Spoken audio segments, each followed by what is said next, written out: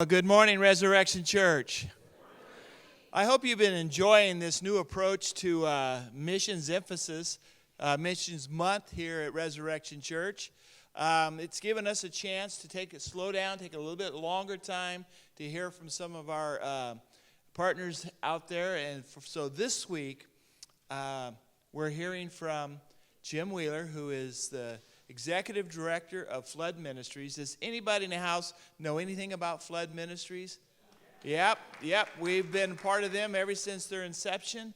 And Jim comes to us. He's recently come on staff with Flood Ministries as the Executive Director. But Jim comes after experiencing quite a few years working in the industry, 12 years to be exact, and he just recently came out of Orange County working with the County of Orange to help resolve some of the homeless issues in that area. It's a big issue. It's a big issue that Christ calls us to be a part of.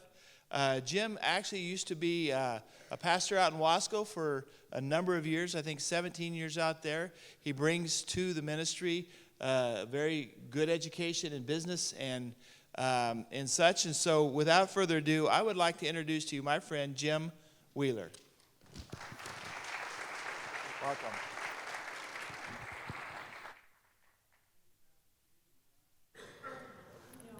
Uh-oh, there I am. I'm not used to wearing a microphone on my face, so I'm trying to get used to that. So it's great to be here. I appreciate Pastor Steve very much. I've known him for quite some time, ever since I think Flood was started. And appreciate the ministry of Calvary Bible Church. When I was pastoring in Wasco, we would come to Calvary Bible Church for Awana events and other activities. And so I've always appreciated the ministry of Calvary Bible Church and now Res Church. I want to start off by saying thank you, Belly, for wearing a tie today so I don't feel out of place.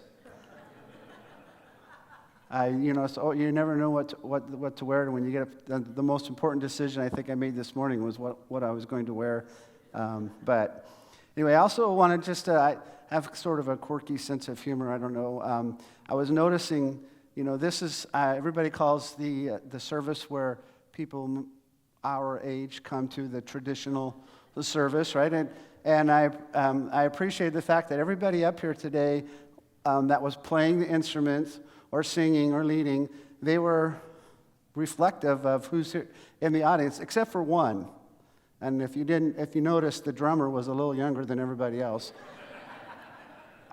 Nobody our age plays the drums. What's the deal with that? So, anyway. So again, we appreciate your support. It's very important to the work that we do. I want to begin with talking a little bit about me.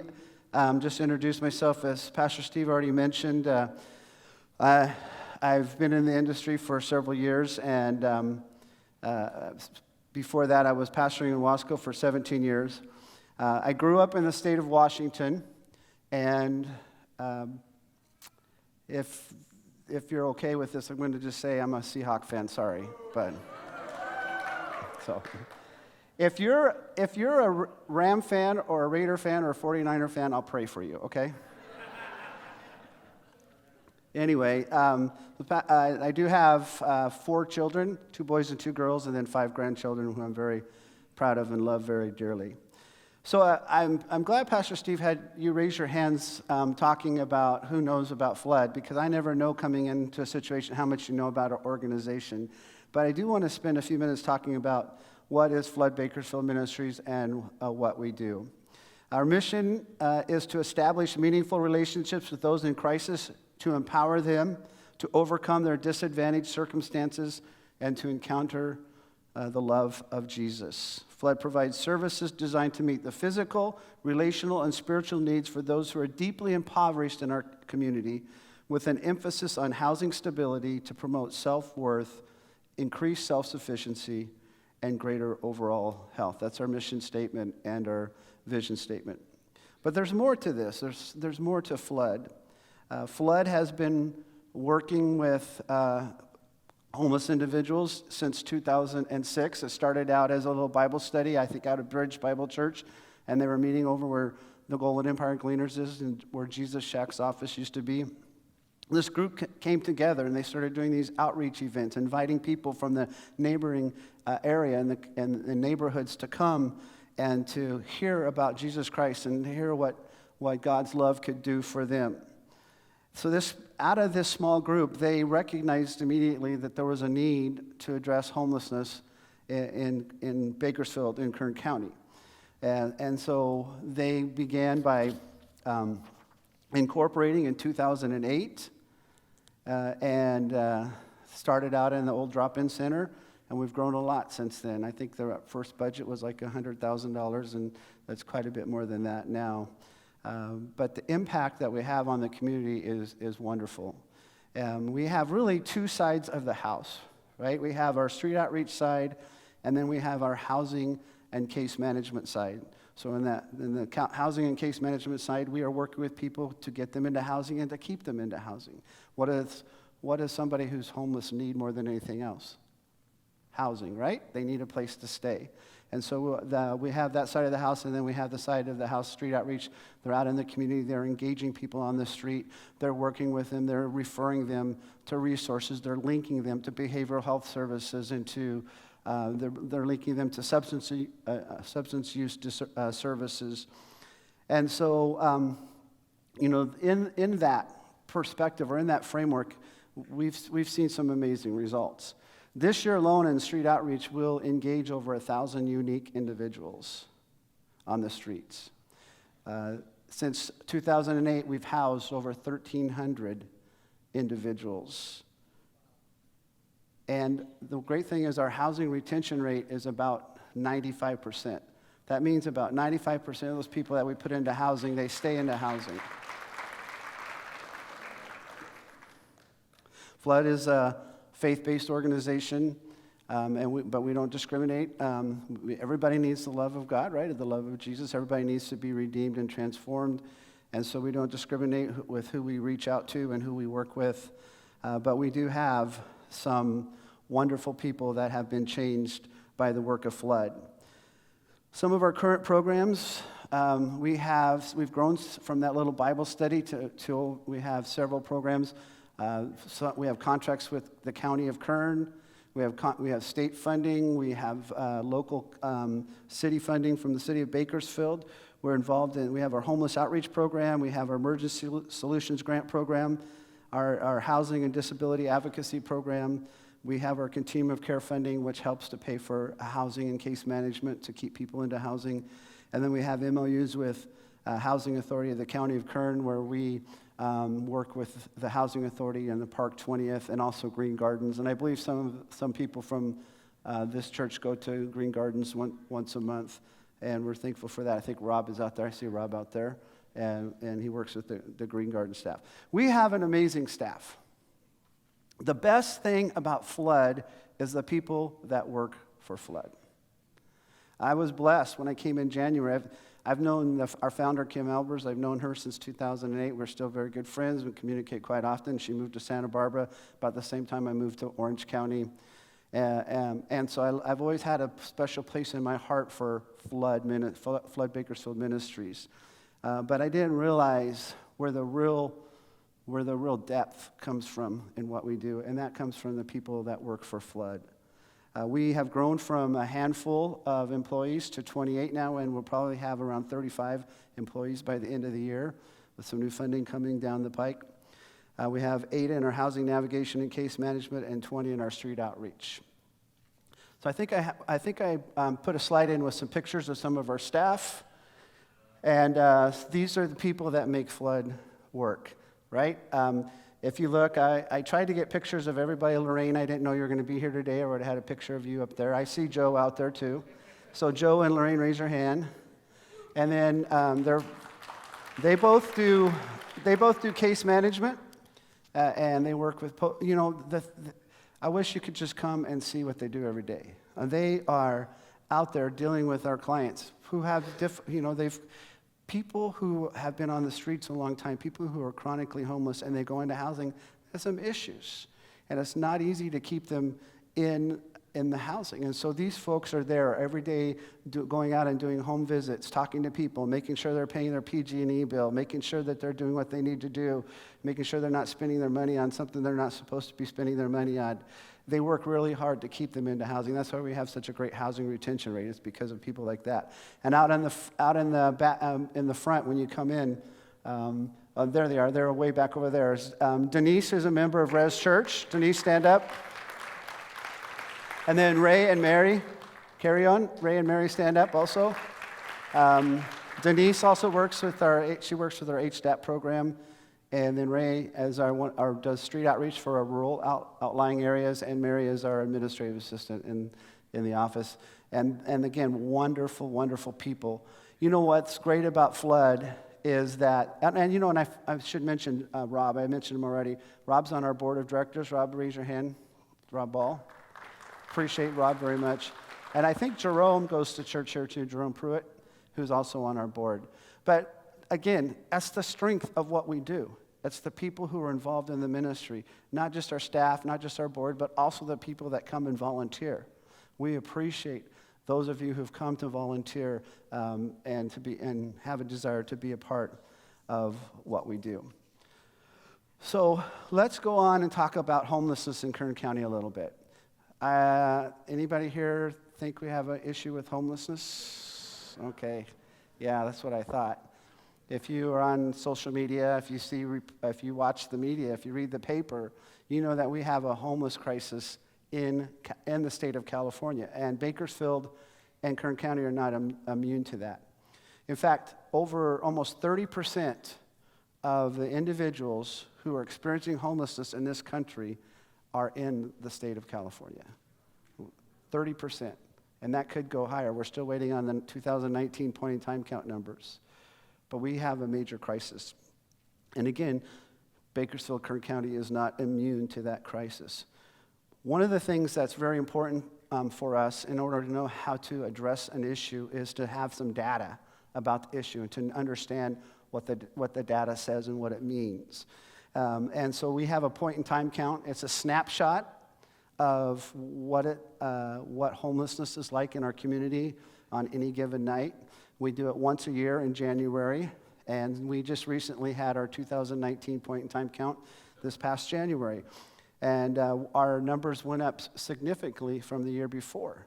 We have been making steady progress in reducing our homeless count. Between 2009 and in 2018, our numbers went down steadily. I think there was one year where we had a little bit of a blip up. But we were making progress, we were moving. And between our point-in-time count in 2018 and 2019, our count was up by 50%. 50%. Some of that is reflected in or impacted by how many volunteers we had, because we had a proportional amount of increase in the number of volunteers out counting, but still we want to know what the real problem is. And we have what's called system performance, where we keep track of data and we put it into our homeless management information system that anybody that receives funding has to participate in, and that keeps track of how many people we touch on every year in the system that deals with homelessness. And we know that our point-in-time count was 1,330, but we have almost 3,000 people that we touch in any given year in the homeless service system. We know that 80% of Kern County's homeless population is located in Metro Bakersfield, 20% in rural cities and communities outside of Bakersfield. 44% of Bakersfield homeless population had shelter on the count of the night, but 56% were unsheltered. And overall, if you include Metro Bakersfield and Kern County, 68% of the people we counted were unsheltered on the night of the count. Countywide, 85% of homeless families with children had shelter, but 69% of single adults were unsheltered. Countywide, families with children accounted for 16% of the homeless population, and children constituted almost 11% of all those homeless that were counted.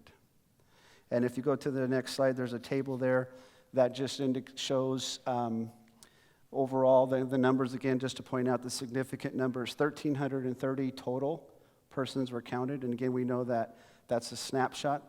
It gives us an idea on any given night.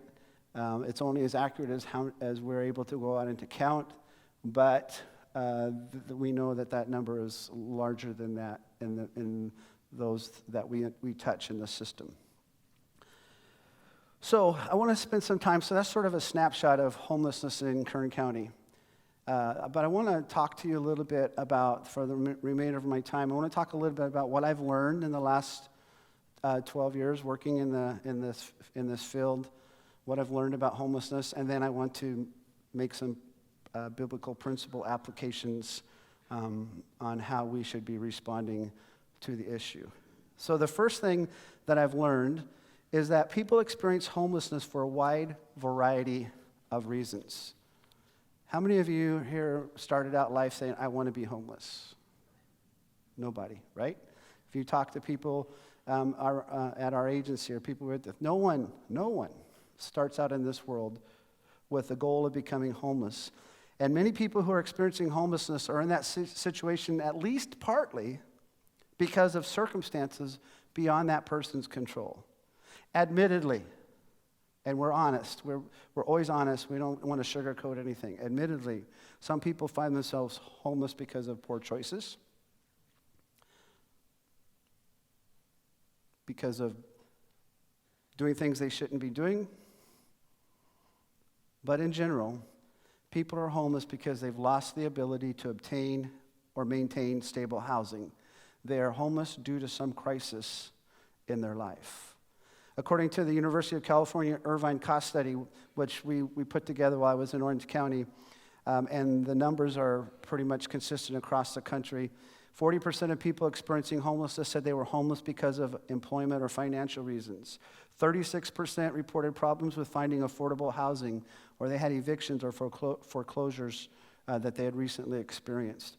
28% reported family issues, including domestic violence, family dysfunction, or dissolution, and or the death of a family member. 22% reported that alcohol and drug use contributed to their homelessness. We know that's probably a lot higher than that. These are all self-reported numbers. 13% cited medical or disability issues that led to their homelessness. Again, many people in this country, and many people in this state, and many people in this community are just one paycheck away. And so something happens, somebody goes into the hospital, and now they have these huge medical bills they can't pay. Or something happens, an accident happens, and they lose their job. People are oftentimes just one paycheck away. So nobody wants to experience homelessness when they're born into this world, but people do, and it's for many reasons. There are a variety of factors that are involved. The second thing I've learned is that many of the myths surrounding homelessness are not borne out by the facts or the data. Every day I talk to people and they ask me what I do and I tell them what I do, and they start talking to me or telling me what they think they know about homelessness. And most of them are myths. They are not supported by data. You hear that people are lazy and they should just be able to pull themselves out of homelessness if they really tried. They're all crazy. They have mental health issues. They're all druggies. They have substance abuse issues. They're all criminals. They all choose to be homeless and want to remain homeless. They refuse to go to the shelters when, in fact, on any given night, we don't have a shelter bed available. Here in Kern County, we have 2 shelters. In Metro Bakersfield, we have the rescue mission where men go to, and we have the homeless center where women go to. Some nights there are beds available at the rescue mission. Depends on if it's the beginning of the month or the end of the month. But at no time are there beds available at the Bakersfield Homeless Center. Some other jurisdiction, this is my favorite, some other jurisdiction is shipping their homeless to Kern County. We look at the data all the time, and folks, that's just not happening on a regular basis. We know from our point-in-time count, 83% of the people that were counted became homeless while they were living here in Kern County. 83%. The Bakersfield Homeless Center did a study, and I think it was almost 80% of the people that were utilizing their services came from within a 14-mile radius of the Bakersfield Homeless Center. When we go out, we capture all kinds of data. Our street outreach teams, because of our contracts we have to capture lots of different types of data. And the data shows that most of the folks who we're engaging with became homeless while they were here in our community. I think it's human nature for us to think those things, as we like to generalize when we don't fully understand an issue. But we have to look at the facts, and then we have to accept the facts, and then we have to figure out what we're going to do with the facts. How are we going to respond to them? In reality, it's a complicated issue. These myths hint at truths, but I think many of them are born out of our biases. When you hear me talk about somebody that's homeless, you don't hear me call them the homeless, because we're not putting the homeless, that person, in a category like we categorize a lot of folks. I will refer to them as people experiencing homelessness. They are people. People. It is a person. That's who they are. They are not the homeless. They are a person. Their situation is they are experiencing homelessness for whatever reason that might be. I just shake my head sometimes when I look on social media and I see I was at a presentation the other day with some of our elected officials, and people they were talking about the homeless situation, and they were referring to people as transients, vagrants, bums. And I understand that. I really do. And I think that there is some level of public shame that should be involved in anything that we do that is not beneficial to society as a whole. But I think we have to remember that each person that is homeless is a person made in the image of God. They're a living soul created by God. And so we should be careful how we talk about people in homelessness to make sure that it's not impacting how we are going to react to people in homelessness. In Job 34:18 and 19, it says, "Is he not the one who says to kings, you are worthless, and to nobles, you are wicked, who shows no partiality to princes, and does not favor the rich over the poor? For they are all the work of his hands." I'm not implying that we should not hold people accountable. We should. Only that we should see everyone as God sees them. It's cliche to say this, but they're by the grace of God. Think about that. I've made some very stupid decisions in my life. And I've had to learn some hard lessons in my life. But thankfully, I've not had to bear all the potential consequences of those decisions. But some people do. And that doesn't make them any less a person because of that.